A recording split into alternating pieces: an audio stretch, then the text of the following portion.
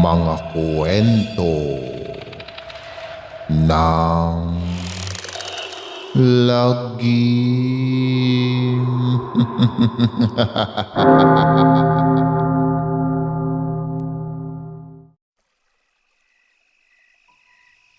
Kamusta na mga giliw naming tagapakinig?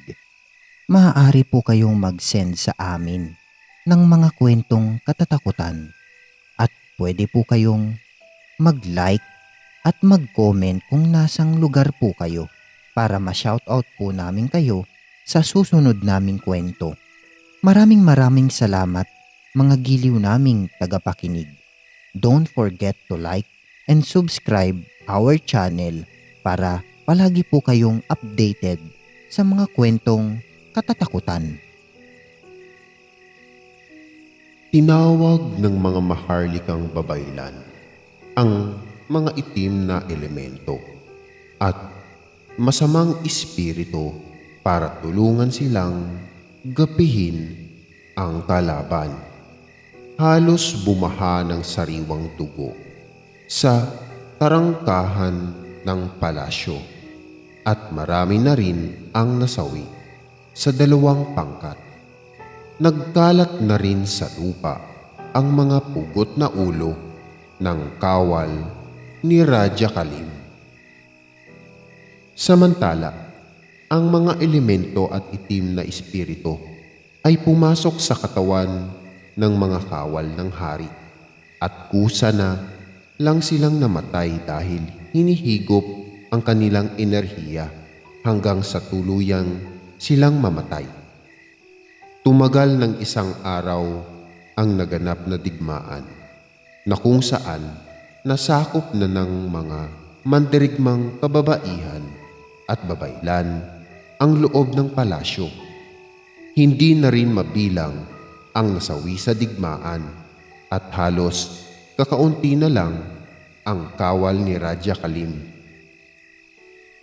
Nang makaakyat sa pinakamataas ng kastilyo ang ilang mandirigmang babaylan kasama ang kanilang pinunong maharlika, ay nadatnan nilang nakaupo sa trono si Raja Kalim habang nakapatong sa kanyang ulo ang korona at nasa magkabilang gilid naman nito ang opisyal kawal na kinabibilangan ng general.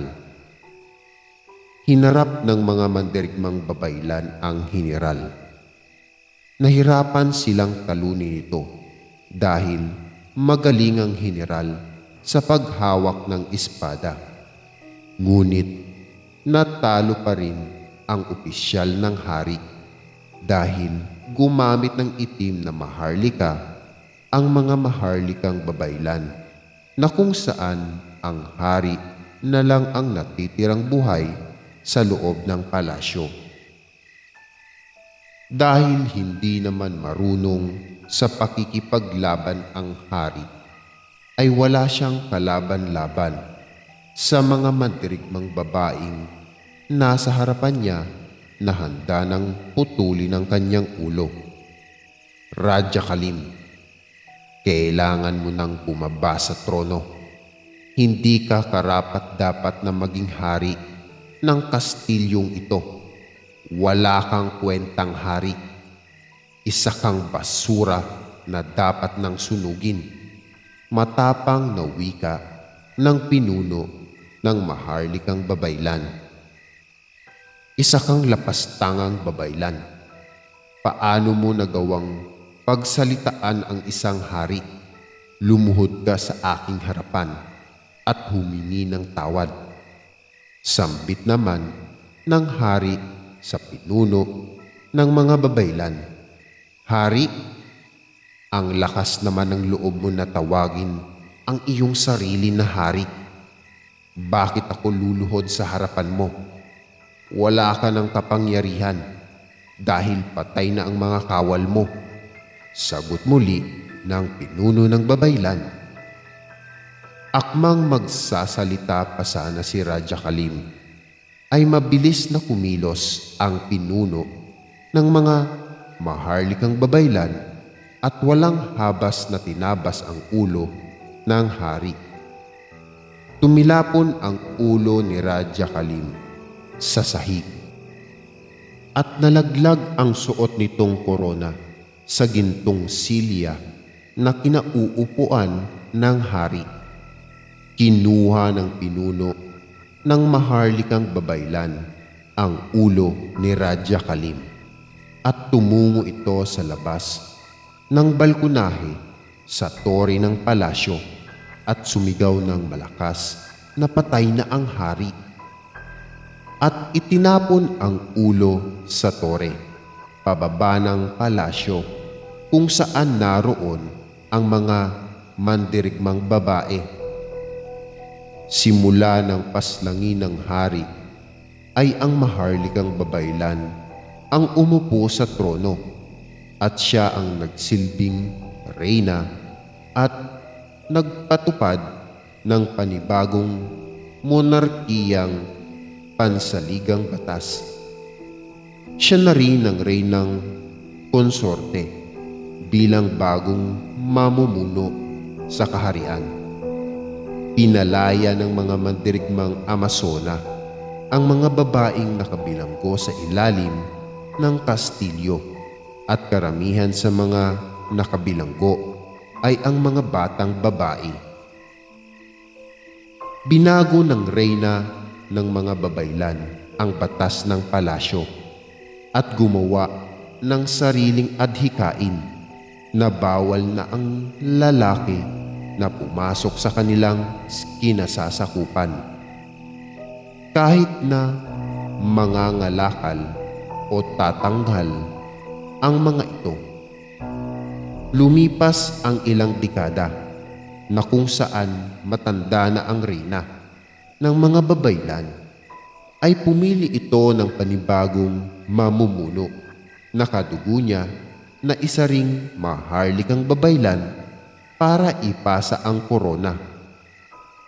Sa pagdaan pa ng ilang dekada na kung saan lumaki na nga ang bata at sanggol na babae na nakaligtas sa digmaan ng mga anak naman ng mga namatay na kawal ng hari, ay sinanay sila para maging Amazonang mandirigma.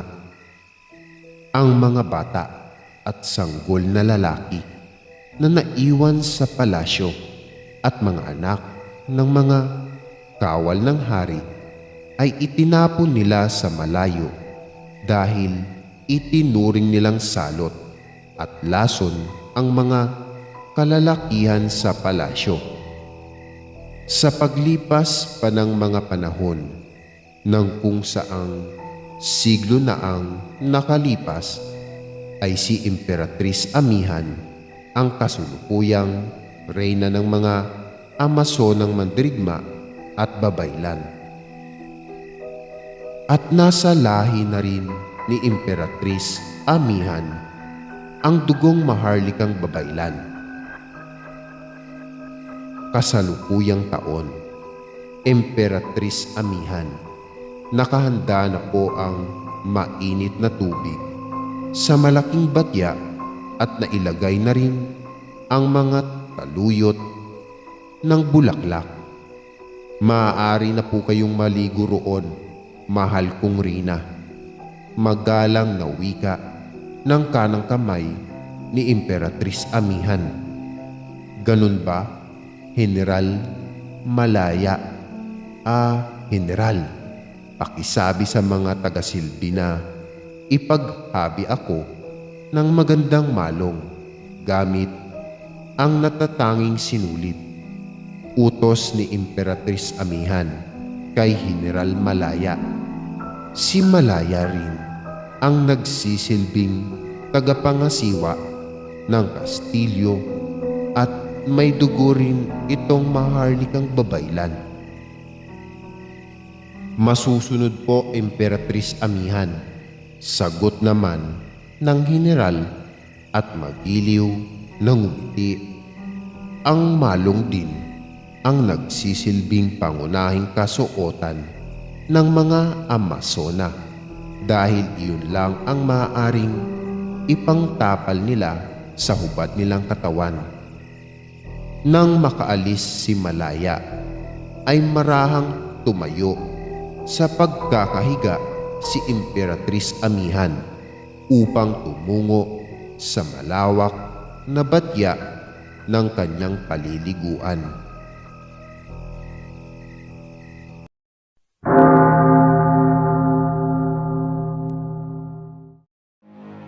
Maraming salamat mga giliw naming tagapakinig.